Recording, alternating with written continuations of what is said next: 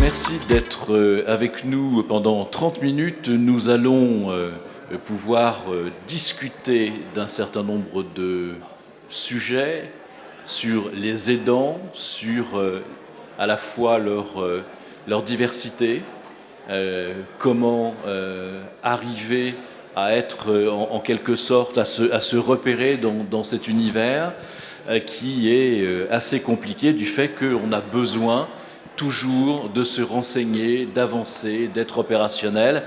Et pour cela, à mes côtés, Marine Leïla Bado de Ma Boussole Aidant. Bonjour Marine Leïla. Bonjour. Et Jean-Manuel Cupiec de l'OCIRP. Bonjour Jean-Manuel. Bonjour Patrick. Alors on va commencer par la boussole. La boussole aidant, qu'est-ce que c'est? Une boussole, c'est pour s'orienter. Est-ce que ça veut dire finalement que l'on est désorienté quand on est face à une situation telle que celle de l'aidant, quel qu'il soit? Oui, totalement. Ma boussole aidant, justement, le but, c'est vraiment d'orienter les aidants et de leur donner toutes les informations nécessaires pour qu'ils puissent démarrer et commencer leur parcours. Parce qu'on remarque que les aidants, dès qu'ils deviennent aidants, ne savent pas vers où se tourner. Il y a énormément de dispositifs sur énormément de plateformes. Et le but vraiment de Ma Boussole, c'est de pouvoir regrouper ces dispositifs sur une seule plateforme pour que l'aidant puisse les retrouver. Donc c'est une plateforme numérique qui va permettre à l'aidant de trouver des solutions de proximité pour lui et pour son proche aidé. Des solutions comme de l'aide à domicile, de l'aide au déplacement, des groupes de parole et de l'aménagement du logement. Donc on a cette partie solution. On a aussi une partie qui va permettre aux aidants de se reconnaître grâce à des témoignages d'aidants et d'experts sur différentes situations de vie, comme comment devenir aidant, gérer les conflits avec son proche aidé, comment se réorganiser sa vie en tant qu'aidant. Et enfin, on a une partie sur tout ce qui va être aide, parce qu'on sait qu'il y a énormément d'aides que les aidants ne connaissent pas, et le but, c'est de leur faire connaître les aides grâce à des fiches explicatives. Et on a aussi un simulateur d'éligibilité aux aides qui va dire oui, vous êtes éligible à cette aide-là, mais on ne donne pas de montant. Donc voilà. Donc la première démarche, c'est d'aller sur le site Ma Boussole Aidant et de se laisser, j'allais dire, de trouver le nord tout seul. En fait, voilà. C'est-à-dire que quand on arrive sur la première page de Ma Boussole Aidant, il suffit de rentrer son adresse postale. Et puis, c'est le seul champ obligatoire. On va avoir aussi tout ce qui va être la situation de son proche, si c'est un enfant, un adulte ou une personne âgée, et sa pathologie, donc perte d'autonomie, polyhandicap, maladie d'Alzheimer. Et de là, on va avoir des solutions proposées qui seront géolocalisées et du coup filtrées en fonction des filtres qu'on aura entrés. Ça veut dire que la proximité est la règle. On ne va pas vous envoyer l'autre bout de l'Hexagone. D'accord. Si on est à Paris ou à Cannes, on ne va pas vous envoyer à Lille ou à Bordeaux. Et alors, vous travaillez, j'allais dire, tout seul, ou vous avez des partenaires? Qui fait appel à vos services? Alors, on ne travaille pas tout seul. Il faut savoir que Ma Boussole Aidant, c'est un projet qui a été initié par Clésia et qui est du coup financé par la GIRCARCO, qui a démarré en 2017 et on est pérennisé depuis 2020. Voilà. Donc, on travaille aussi avec beaucoup d'acteurs qui sont dans le monde de l'aidance, comme la Compagnie des aidants. Et depuis avril, on est très content de faire rentrer la CNSA et la CDC dans notre sociétariat. Donc nous, on ne travaille pas tout seul. Le but, c'est vraiment de discuter avec le plus d'acteurs possible afin de faire évoluer le produit grâce à l'intelligence collective. Donc il n'y a pas des start-up, mais de grosses entreprises qui travaillent avec vous. Alors, comment ça se passe aussi avec les collectivités, qu'elles soient départementales, territoriales? Vous avez une assise, vous avez une complémentarité, vous avez une interaction avec elles? Totalement. On s'est rendu compte que Ma Boussole Aidant, c'était le site national, mais pour toucher le maximum d'aidants, le plus d'aidants possible, il fallait qu'on s'allie aux départements, aux conseils départementaux. Du coup, ce qu'on propose aux conseils départementaux, c'est de leur créer des sites dédiés aux aidants, avec du coup notre proposition de valeur qui est les solutions de proximité. Donc on leur propose de créer un site pour les aidants, On a notamment en juin dernier lancé un site pour la Seine-Saint-Denis. On a également travaillé aussi avec l'Aude. Et puis pour les départements qui ont déjà des sites dédiés aux aidants ou qui sont déjà très investis à ce niveau-là, on peut leur proposer uniquement un échange de données, donc de faire appel à notre base de données. Alors, les aidants sont multiples, vous adressez à tous les aidants. Il y a une catégorie particulière qui est celle des aidants salariés. L'OCIRP s'y intéresse depuis pas mal de temps, avec à l'appui une étude, on peut appeler ça comme ça, un rendez-vous en tout cas annuel des aidants salariés avec Via Voice. Alors, les aidants salariés, on a l'impression qu'on ne sait pas trop, enfin on sait qu'ils sont dans l'entreprise, mais on ne sait pas trop où ils sont, on ne sait pas trop si on peut les identifier, on ne sait pas s'ils ont envie d'être identifiés, on ne sait pas quelle est l'attitude des DRH par rapport quand on dit voilà, il y a un salarié aidant qui veut se faire connaître ou pas se faire connaître. Comment on se repère là-dedans? Comment peut-on savoir ce qu'est un salarié aidant si on devait faire un portrait, Jean-Manuel? Merci Patrick. Alors effectivement, salarié aidant, il n'y a pas un salarié aidant, il y a des salariés aidants. Et quand on dit salarié aidant, il y a déjà deux choses. Est-ce que c'était des salariés aidants visibles ou invisibles? Alors visible, c'est s'il a envie de se déclarer dans l'entreprise en disant moi je suis visible et puis j'assume mon rôle d'aidant. Et invisible, c'est non, ça regarde que moi-même et j'ai pas envie d'en parler. Donc il y a deux typologies. Il y en a une troisième, c'est quand je suis aidant, je suis aidant de personnes âgées, personnes en situation de handicap, de maladies chroniques. Et puis, je suis aussi, quand je suis aidant, c'est est-ce que j'ai envie de me reconnaître aidant? Est-ce que j'assume le fait d'être aidant?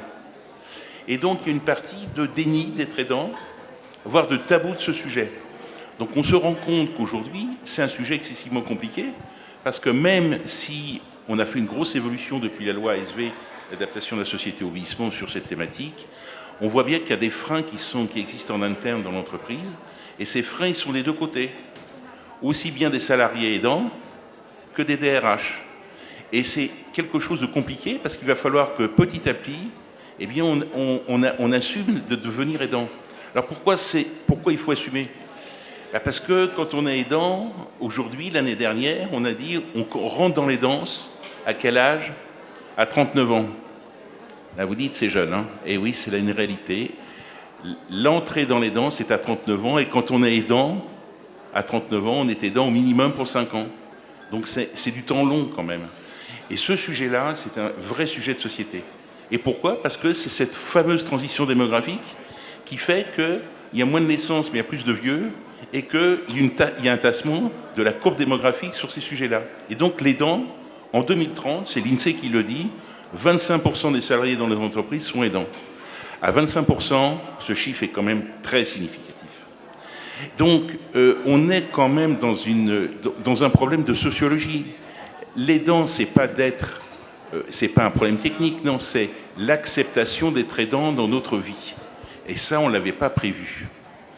Et cette acceptation, elle n'est pas si simple à faire. Elle n'est pas si simple parce que on n'a pas forcément envie. Quand on a ses parents, on pense le meilleur pour eux en disant « mais non, c'est pas grave, ça va se passer ». Et on se rend compte qu'on peut être aidant sans tout à fait l'accepter complètement. Et ce sujet-là est un sujet de société, c'est pas un sujet de relation d'un salarié à l'entreprise, non, c'est un sujet de société. Et je pense que plus on va en parler, plus on va démystifier le rôle de l'aidant en disant « être aidant, c'est naturel ». Voilà. Alors, revenons à la demande des aidants, enfin aux demandes, il y en a plusieurs. Qu'est-ce qui arrive en tête? Qu'est-ce qui est le plus visité, si j'ose dire, consulté sur votre site? Alors, sur notre site, ça va être la partie solutions, justement. Parce que généralement, quand nous, on est sur des salons où on va rencontrer les aidants, la question première, c'est je ne sais pas par où commencer, je suis perdue, ou je cherche de l'aide à domicile pour ma maman, je ne sais pas vers où m'orienter. Donc, on a la partie solutions, on a aussi la partie témoignages qui est pas mal consultée, vu qu'ils sont généralement perdus. Ils ont aussi besoin de on ne trouvera jamais des personnes qui ont exactement la même solution que nous, mais des personnes qui ont des expériences similaires aux nôtres, qui peuvent inspirer et donner des idées pour que les aidants puissent se retrouver. Il y a l'équivalent des groupes de parole, où, je veux dire, c'est interactif, ou c'est des témoignages qui se juxtaposent? C'est pas interactif. Et justement, comme vous le disiez, on travaille aussi avec d'autres structures, dont la Compagnie des aidants, qui est très complémentaire à la nôtre, et qui, eux, proposent de l'interaction entre les différents aidants. Mais nous, ce qu'on propose, ça va être des témoignages non interactifs. On va à la rencontre de l'aidant et on repartage son expérience. Parce que parfois, ils ont aussi besoin de parler. C'est pas tous, mais il y en a aussi qui ont besoin de parler et de s'exprimer. Et ça peut en aider aussi beaucoup. Jean-Manuel, lorsqu'on parle des aidants salariés, on peut être aidant dans deux grandes situations, soit envers ses parents, pour des raisons de perte d'autonomie, etc. Vous le disiez, c'est ce qui arrive avec l'avancée de l'âge et le fait que l'on vive de plus en plus longtemps. Et puis aussi les handicaps, les accidents de la vie. Ce sont les mêmes demandes, c'est la même chose, c'est le même monde? Non, pas du tout. Vous avez vu que dans notre société, quand on dit la reconnaissance des salariés aidants, c'est un sujet transverse. Transverse à quoi? Aux personnes âgées, aux personnes en situation de handicap et aux maladies chroniques. C'est une vraie mutation. C'est qu'avant, dans nos sociétés, on avait les personnes âgées d'un côté, le handicap de l'autre et les maladies chroniques, on va dire plutôt la santé. L'aidant, il est multiple. Et donc, être aidant d'une personne handicapée n'a rien à voir à être aidant d'une personne âgée. Vous savez que vous avez 20% à peu près d'handicap à la naissance. Et oui. Donc, si vous voulez, quand je suis aidant d'un très jeune enfant, ça n'a strictement rien à voir avec aidant de ses parents, voire de ses grands-parents. Sauf que la notion d'aidant, c'est une définition qui a été très simple dans le Code de la famille, en disant bah, c'est quelqu'un qui s'occupe de façon non professionnelle de personnes de façon régulière. Et d'ailleurs, la loi a été très simple, elle dit on ne dit pas d'aidant, on dit proche aidant, parce que ce n'est pas forcément lien familial. Et donc, vous voyez qu'il va falloir avoir des définitions les plus larges possibles pour dire eh bien, il faut que tout le monde rentre dedans. Et nous, on a pensé une chose, c'est qu'il faut commencer, quand on commence à travailler sur ces sujets, il faut de l'information. L'information est essentielle, et l'information, c'est aussi bien aux aidants qu'aux DRH et aux managers. Donc, un des concepts, et c'est un peu ce qu'on voudrait mettre en avant, c'est mettre le premier concept, c'est de l'information. Le deuxième concept, c'est de l'identification de l'aidant. Est-ce qu'il est d'accord pour se faire identifier? Alors, ce n'est pas un recensement, hein, on est clair, c'est une identification de façon volontaire. Est-ce que cette identification, elle est possible? Et là, vous voyez que derrière, les politiques RSE des entreprises, eh bien, elles ont peut-être un rôle à jouer indépendamment des DRH. Et donc, cette identification, c'est un acte majeur. Il faut savoir qu'aujourd'hui, 26% des aidants se sont identifiés dans l'entreprise. Vous voyez que 74% ne le sont pas. La troisième chose, c'est l'impact. Impact sociétal, j'en ai parlé en disant, eh ben, il faut effectivement que ce sujet-là soit dédramatisé, que ça devienne naturel dans l'entreprise, mais impact aussi économique. Ça coûte combien un aidant dans l'entreprise? Qu'est-ce que c'est que le coût d'un aidant salarié entre le présentéisme et l'absentéisme? Personne n'a les chiffres aujourd'hui. C'est le vrai sujet de demain en disant, il vaut mieux s'en occuper parce que là, ça s'appelle, en économie, des coûts cachés. Eh oui, ça coûte cher, on ne sait pas combien. Il y en a combien? Ben, on ne sait pas non plus les compter. Donc, je ne vous explique pas le coût caché. Et si effectivement on avait une version un peu plus, je dirais, économique et plus lisible, eh bien, ça serait un véritable progrès. Donc ça, on va travailler sur ce sujet-là, le CIRP. Et je dirais le quatrième concept, c'est l'innovation sociale. C'est qu'est-ce que vous faites dans l'entreprise en innovant du temps, des RTT, des services, mais aussi des services, et comment vous allez faire tout ça. Et donc, c'est un peu le concept des 4I en disant, si on règle ce problème des 4I, alors je vous dirais, c'est un peu comme une boussole, hein, vous avez le nord, le sud, l'est et l'ouest. Hein. Eh ben, c'est pareil, vous voyez, ça, on se rejoint, on ne s'était pas parlé avant, mais si vous voulez, c'est de la même conception, en disant, si on règle ça, eh bien, on règle d'une certaine façon, ben, je dirais, ce sujet qui est un tabou dans la société. Si vous voulez, on ne veut pas vieillir. Personne ne veut vieillir, pas plus vous que moi. On veut rester en pleine forme et on veut encore moins vieillir pour ses parents et ses grands-parents. Donc, si vous voulez, c'est le rapport à la vieillesse. Et vous voyez, quand je dis vieillesse, je ne devrais pas dire ça. je voudrais dire le rapport à la longévité. Parce que vieillesse, c'est une connotation déjà qui n'est pas positive. Et si vous voulez, tous ces sujets-là qui ne sont pas positifs, comment voulez-vous qu'on les accepte? On ne les accepte pas. Donc il faut communiquer, communiquer, communiquer et donc informer. Communiquons, communiquons. Donc, et sur ce qui semble important dans ce que vous dites tous les deux, c'est l'information, on l'a bien compris, le financement, on a bien compris comment, que fait-on, quelles aides, etc. Mais il y a aussi cet aspect du répit lorsqu'on est aidant au sens général, parce que quand même, il y a des situations où on doit être proche de la crise de nerfs, et puis aidant salarié aussi, on a besoin de répit, sinon on n'est pas compris, on n'est pas efficace non plus dans son travail. Comment au travers de la boussole, on peut aider à, j'allais dire, disposer d'un moment à soi quand on est aidant? Alors c'est assez compliqué le répit, parce que beaucoup d'aidants ne souhaitent pas prendre du répit, ils ne savent pas que ça existe les solutions de répit. Se dire qu'en tant qu'aidant, je vais partir quelques jours ou quelques heures rien qu'aller faire des courses ou partir un week-end, qu'est-ce que je fais de mon proche en réalité? Qu'est-ce que je fais de mon proche? Qui garde mon proche? Donc nous, sur ma boussole aidant, on va référencer des solutions de répit, tout ce qui va être vacances aidant aidés, tout ce qui va être aussi du relayage, des personnes qui viennent chez nous 2 heures pendant que nous, on fait autre chose. Mais en fait, la réalité du problème, c'est il faut que les aidants réussissent à se dire qu'ils ont le droit de respirer un peu, et que le fait de respirer ne fait pas d'eux de mauvaises personnes, et ne fait pas, justement, va leur permettre d'être encore plus patients peut-être avec leurs proches, et du coup d'aider au mieux leurs proches. Voilà. Donc on a cette difficulté-là à faire comprendre aux aidants. C'est difficile à faire comprendre aux aidants qu'ils ont besoin de souffler. Donc certes, on va, nous sur ma boussole, référencer ce genre de solutions, mais ce ne sont pas les solutions qui sont les plus regardées. Jean-Manuel?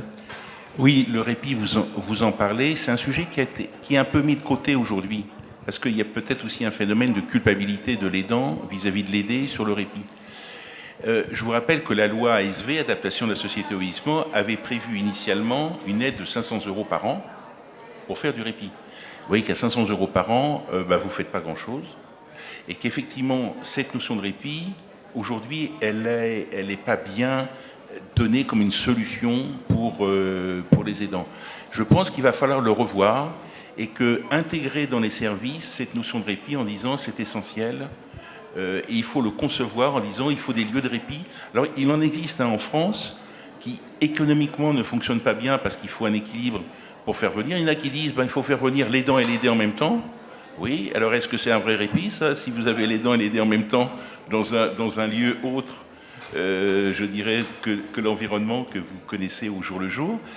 Je pense qu'on l'a laissé de côté, et aujourd'hui, on s'est plutôt focalisé sur les services qu'on va apporter aux aidants, et on a laissé de côté l'aspect répit qui mérite aujourd'hui d'être revisité, pour mon sens. Lorsqu'on parle d'aidants, est-ce qu'on ne devrait pas plutôt parler d'aidantes? Marie-Leila. Oui, il y a beaucoup plus d'aidantes que d'aidants, en effet. Donc oui, je pense que non.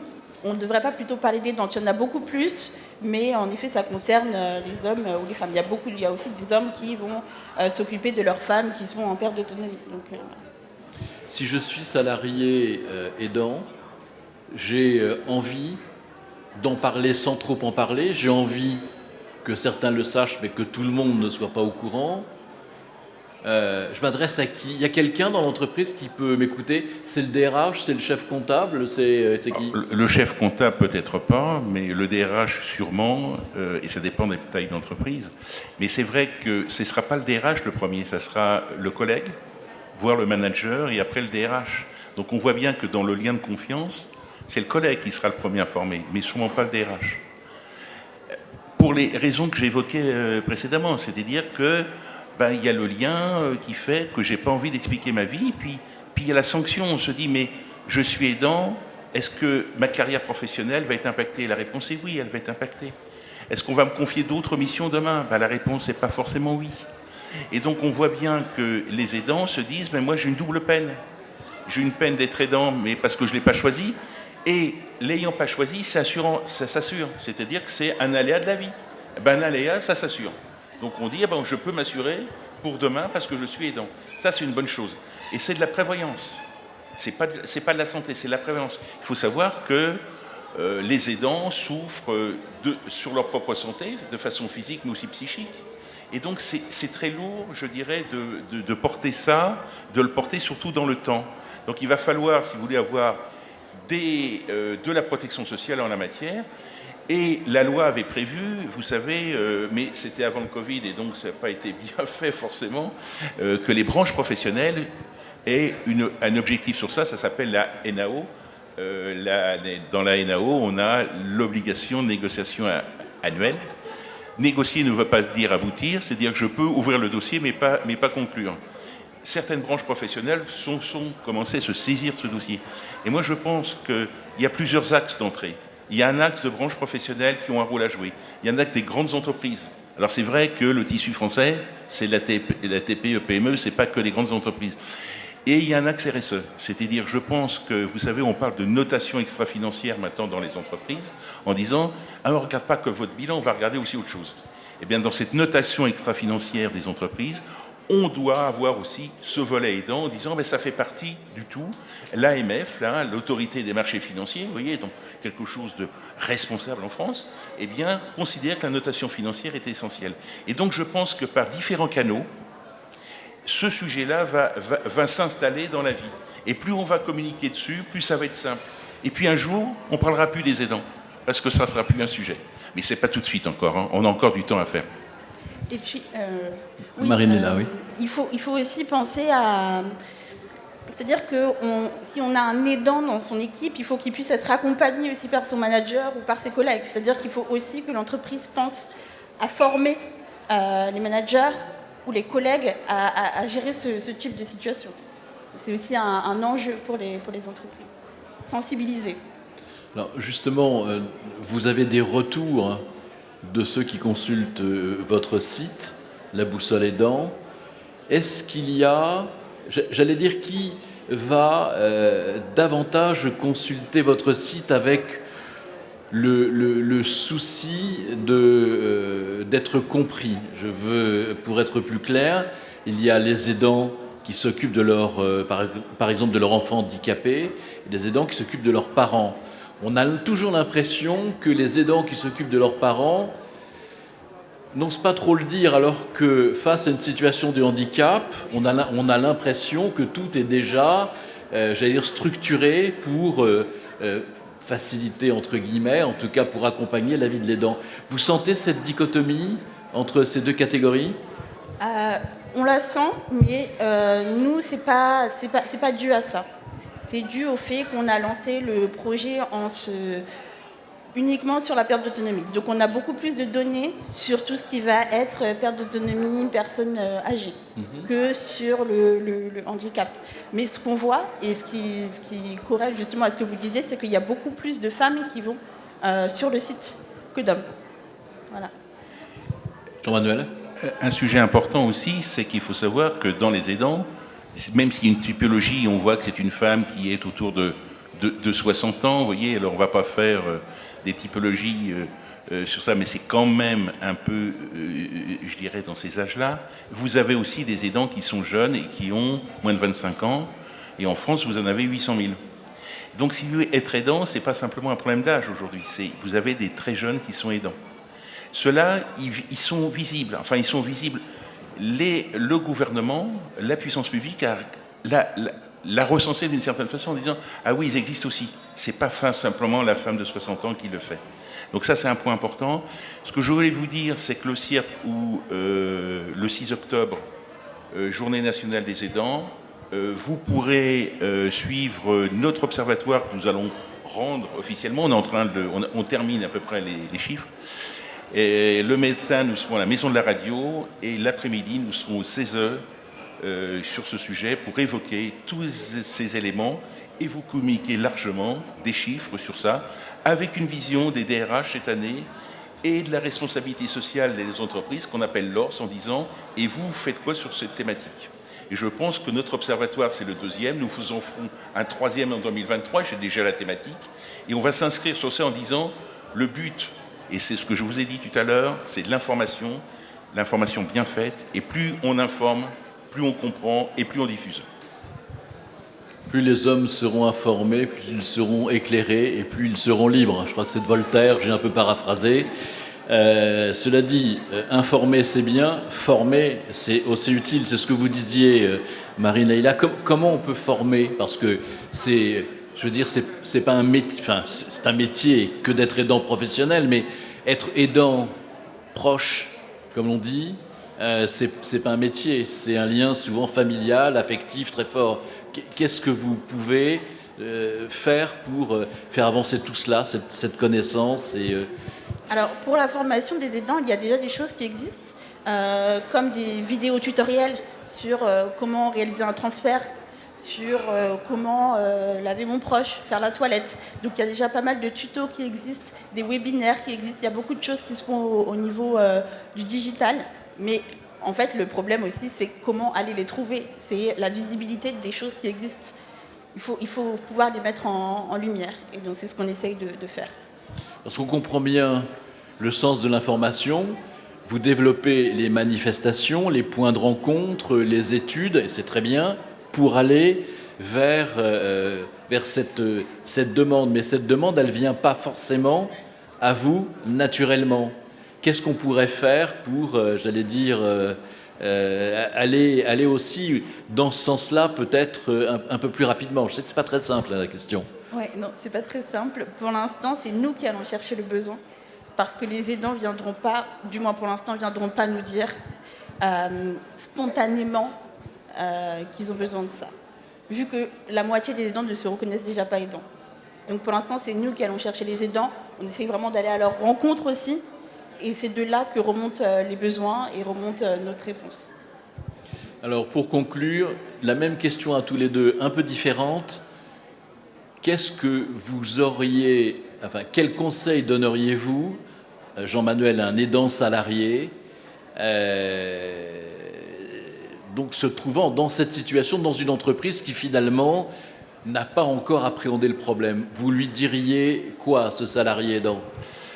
Dans le contexte, et ce que j'ai évoqué, je lui dirais il faut avoir le courage, en tant que salarié aidant, de se déclarer et d'assumer son rôle d'aidant et de faire savoir qu'il l'est à l'intérieur de l'entreprise. Et je pense que c'est la première phase qu'il faut faire. On parlait d'information, mais information, derrière, il y a formation. Vous savez que là, récemment, le gouvernement a dit que les aidants pouvaient avoir un cursus de VAE, validation des acquis d'expérience, pour les insérer encore mieux dans la société. Donc moi, je dirais, le premier pas, ce serait le courage de se déclarer avec une société, une entreprise bienveillante, comme on dit, avec la bienveillance de l'entreprise sur ce sujet-là. C'est pas toujours évident, mais voilà le conseil que je donnerais. Marie-Leila. J'ai un peu le même conseil. Oui, du coup, nous, c'est rassurant. Oui. Il faut oser aller se déclarer, voir sa RH, pour voir s'il y a déjà des dispositifs qui existent dans l'entreprise ou hors entreprise, surtout hors entreprise, et peut-être définir avec la RH un parcours.